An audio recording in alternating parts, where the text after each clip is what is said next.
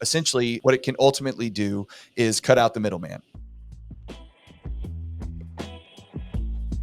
It can take the third party intermediary that has all the technology and services back and forth between the end user and the customer, and it kind of eliminates that piece because I use the example of like a villager in Afghanistan, right? That the country's ripped to shreds. There's all kinds of stuff going on, but he has a phone, right? And on his phone he can have access to a web wallet that he can put his crypto in, and then if he wants to sell his herd of goats to the villager across the street, they don't need to have Bank of America in between them to transact. He can send directly from his wallet to his wallet. Now they need a currency that they can both trust, right? That they both use and spend in different ways. But at the end of the day, they have something that they can both rely on, and they don't need a middle party. And I think that's part of the reason that there has been the pushback, is just because there are services, like you said, Eric, that are going to be eliminated to some extent. And people fear losing their job or losing their money or losing what they do. But just like anything else, when the electric light bulb became a thing, the guys that were lighting up all the lamp posts and the guys that were riding their horses and putting out the candles at night, they all got jobs and they figured out ways to do something different. Now, I do think we have to do a better job as a country and maybe statewide to help people when they're in a transition period, if their industry is starting to take a turn, and see, okay, how do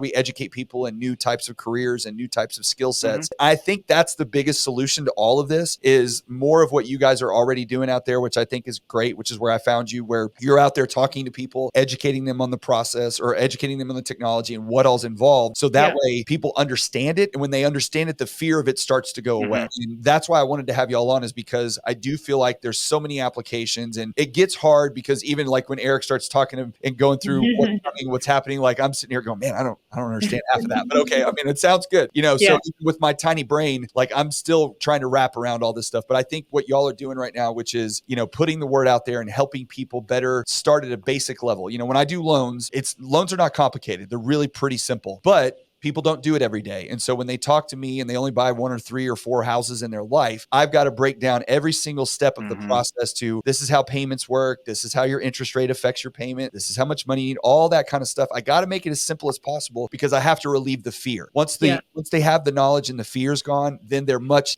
more trustworthy, much easier to work through from the rest of the process. And I think more of what you guys are doing is really what we need to have.